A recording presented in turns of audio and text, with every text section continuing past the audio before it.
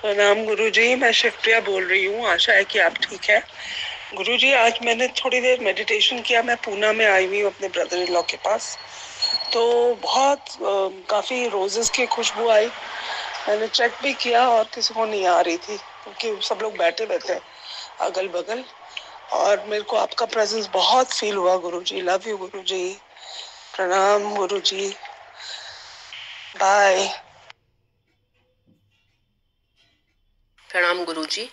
गुरुजी, अनुभव तो कुछ ऐसे हैं कि जैसे जब मैं साधना करने बैठती हूँ, स्पेशली जैसे रात को बैठती हूँ या सुबह बैठती हूँ, तो साधना करने से पहले ही जैसे बिजली की तारों की जैसे आवाज़ आती है ना, वो आनी शुरू हो जाती है। कई बार मूवमेंट जैसी वॉइस भी आती है उसमें। एक तो ये चीज़ होती है, ये कॉन्टिन्यूसली काफ़ी दिनों से ये हो रही है। और दूसरी चीज़ इसमें ये होती है गुरुजी कि जैसे मैं वो आराम से बैठती हूँ और उसको आवाज़ को सुनने की कोशिश करती हूँ, तो थोड़ी देर बाद मैं ब्लैंक हो जाती हूँ। ये रात को ज़्यादातर होता है और मैं फिर सुबह ही उठती हूँ। और मैंने घर में जैसे देवकी जी से पूछा था कि मैं बैठी होती हूँ या मैं सो जाती हूँ, क्योंकि मुझे समझ नहीं आता। मैं सीधा ही सुबह ही मेरी आँख खुलती है उसमें। तो वो यही बोलते हैं वो तो बैठी होती है। तो एक तो ये चीज़ हो रही है। सेकंड, एक कुछ दिनों से एक स्मेल सी आ रही है, अच्छी वाली। जैसे गुड़ जैसी कुछ होता है, गुड़ में कुछ गुलाब जैसा, कुछ गंगा जल जैसा कुछ मिक्स कर दो, कुछ ऐसे मिक्स स्मेल मुझे अपने अराउंड फील हो रही है। और जैसे अब आपकी 3-4 बार से जैसे आपकी मैं वीडियो देखती हूँ, तो मुझे मोबाइल में और अपने बीच में इतनी ज़्यादा एनर्जी फील होती है कि कल तो ऐसा था कि मुझे लग रहा था कि मैं ही ब्लास्ट ना कर जाऊं, इतनी ह्यूज एनर्जी मुझे फील हो रही थी। और जैसे अभी पीछे मेरी तबीयत भी ख़राब थी, पेट में भी पेन था, तो मुझे बड़ी इरिटेशन होती है, जिसकी वजह से मैं जलाती रहती थी पहले जब ऐसा होता था। पर इस बार ऐसा हुआ था कि फिजिकली तो मुझे प्रॉब्लम हो रही थी, पर फिर भी एक गुड फीलिंग फैक्टर था मुझे। ऐसा मैं ना किसी पे जलाई ना कुछ। फिजिकली प्रॉब्लम थी बट ऐसा मन में ऐसा वो नहीं रहा। तो ये चीज़ें हुई। धन्यवाद गुरुजी। प्रणाम आपको। प्रणाम आप सभी को।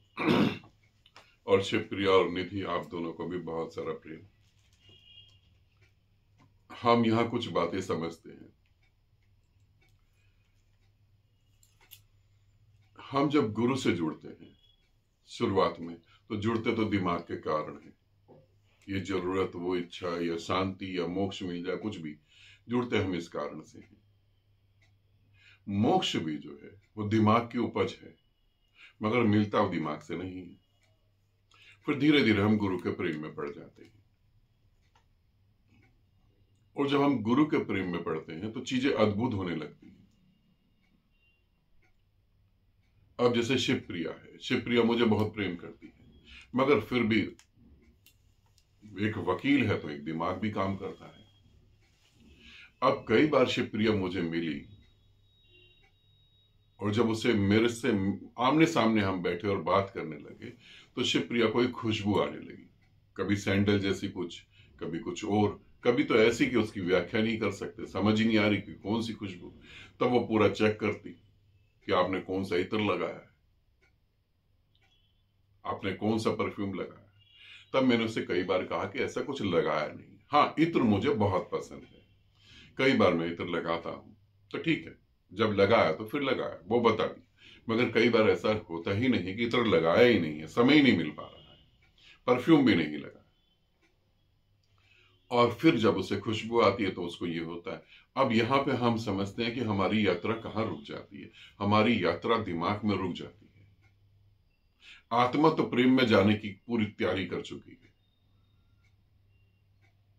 अब शिवप्रिया को जो अनुभव हुआ पूना में, शिवप्रिया जी को खुशबू आ रही है, बाकी किसी को नहीं आ रही। और मेरा होना भी महसूस हो रहा है। अब उन्होंने सबसे पूछा कि तुमको आ रही, तुमको आ रही। अब ये दिमाग काम कर रहा है। अगर हम दिमाग का यूज ही ना करें, बस उस खुशबू में ही डूब जाए पूरी तरह से, तो हम परमात्मा हो गए। क्योंकि हम परमात्मा ही से तो प्रेम कर रहे हैं। एक साधारण व्यक्ति एक मेल और फीमेल जब प्रेम करते हैं एक दूसरे को, तो वो प्रेम करते करते फिजिकली रिलेशन करते हैं। तो रिलेशन में होता क्या, एक दूसरे के अंदर प्रवेश करने की इच्छा, एक दूसरे में प्रवेश कर जाए बस। ऐसा हो या तो तुम मेरे में समा जाओ या मैं तुम में समा जाऊं, यही तो होता है। मगर जब हम परमात्मा को प्रेम करते हैं और परमात्मा चारों तरफ से हमें जब घेर लेता है, हमें अपनी बाहों में भर लेता है, तो हमारे को डाउट होता है कि हम पागल तो नहीं हो गए, ये हमारे साथ घट रहा है, सबके साथ घट रहा है। ऐसी बातें आते ही वो धीरे से दूर हो जाता है। एक संभोग जो एक साधारण इंसान कर रहा है, एक महासंभोग जो साधक और परमात्मा में घटित हो रहा है। तब मैं ये तुम्हें कहूंगा कि तुम दिमाग का यूज कम करो, बल्कि करो ही ना। संसार में रहने के लिए तो करो जितना दिमाग यूज कर सकते हो, संसार बिना दिमाग के चलेगा नहीं। मगर परमात्मा बिना दिमाग के ही है। फिर प्रेम में डूबो, अपने आप को छोड़ो। तुम अपने आप से इतना घबरा जाते हो कि तुम्हें भी अंदर से पता है कि मैं प्रेम में डूबा। पहली बात तो मैं प्रेम में डूबा तो लिमिट तो कोई होगी नहीं, सारी लिमिट टूट जाएंगी। दूसरा, फिर पता नहीं क्या हो, मेरा अस्तित्व ना बचे। मगर जो घट रहा है, शिवप्रिया को, निधि को, दोनों को कह रहा हूं और आप सभी साधकों को बता रहा हूं, जो इनके साथ घट रहा है वो आप सभी के साथ घट रहा है, या आप सभी के साथ घटेगा। जब आप हृदय में उतरेंगे तभी घटेगा। ध्यान करें, विधि करते रहे, दिमाग शांत हो जाएगा, आएंगे तो हृदय में ही।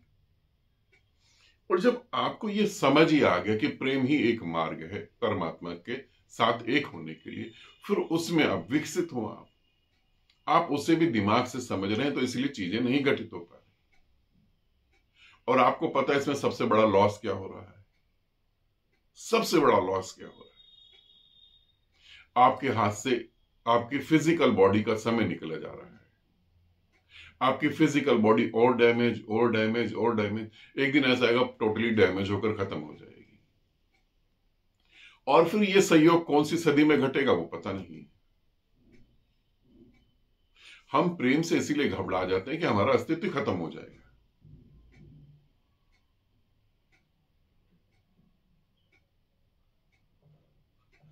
तो शिवप्रिया जी, जो घट रहा है वो बहुत गजब का घट रहा है। और ठीक मैं वहां पर हूं, ऐसा नहीं, मैं वहां पर हूं, मगर आप अब इस पथ पे जो है, इस रास्ते पे चलें, पूरी तरह से उतरें, पूरी तरह से।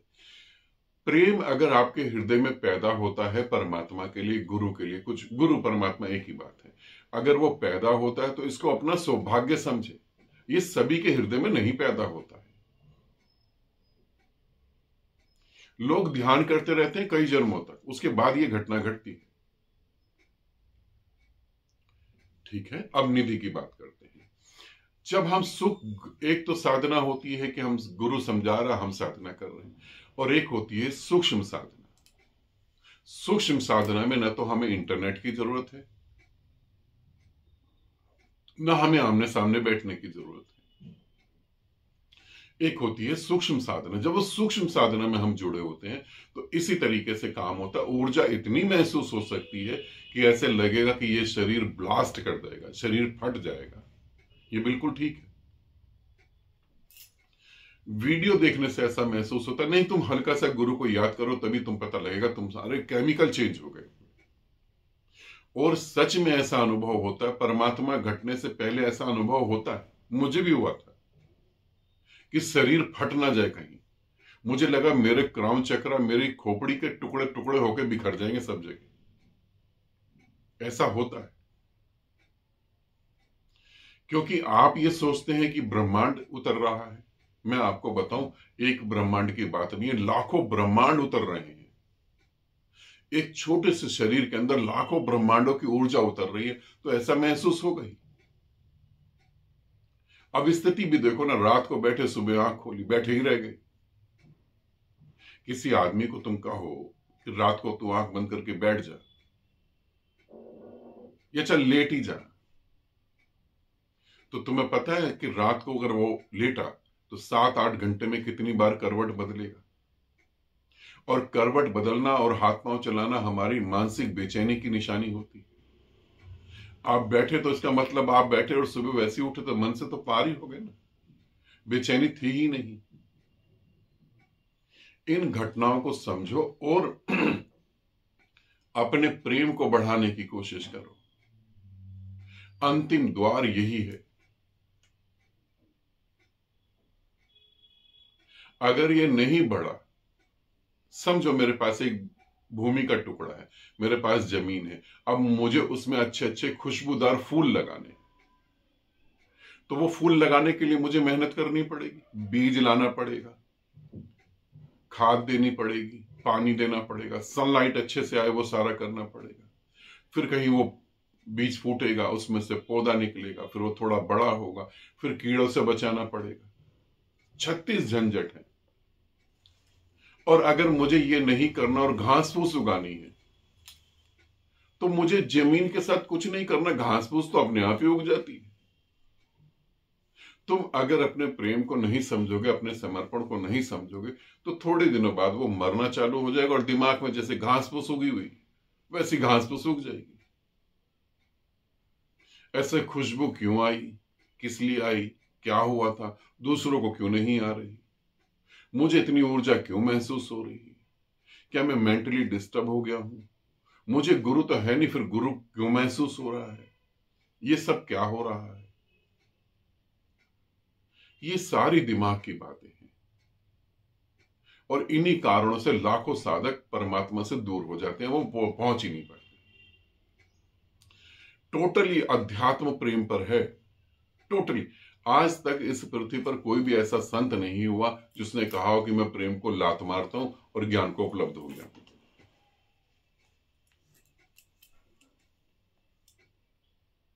तो आपके सौभाग्य में अगर ये घट रहा है तो उसको बढ़ाने की कोशिश करें।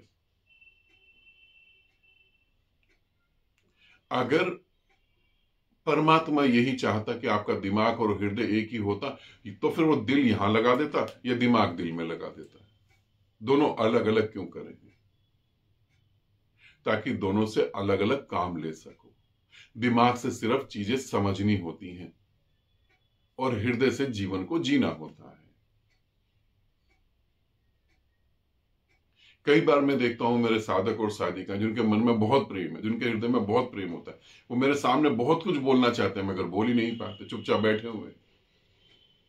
इमेज का क्या होगा, बोले तो डांटना पड़ जाए,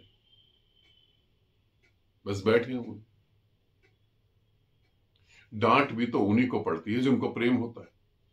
मैं अगर तुम्हें डांटूंगा भी तो कब डांटूंगा? जब तुमसे प्रेम करता हूं तभी तो डांटूंगा। मैं उसको डांट कैसे सकता हूं जिसे मैं प्रेम ही नहीं करता? ये भी तो समझने की कोशिश करो। साधना में, दोनों के साधना में बहुत अच्छा घट रहा है। अब मैं यही कह रहा हूं कि इसको बढ़ाने की कोशिश करो, ठीक है? बढ़ाओ, तुम्हारे हाथ में है। अब तुम ये कह सकते हो प्रेम को कैसे बढ़ाया जा सकता है? प्रेम को जो चीज तोड़ सकती है उसको रोक दो, बस। समझ रहे हो? प्रेम को जो चीज मार सकती है, तोड़ सकती है, दबा सकती है, उसे रोक दो। प्रेम खुद ब खुद बढ़ जाएगा। प्रेम अपने आप को पूर्ण कर ही लेता है, उसे किसी सहारे की जरूरत नहीं। तो ऐसा समझो। आनंदित रहो, सदा खुश रहो। बहुत बहुत प्रेम आप सभी को।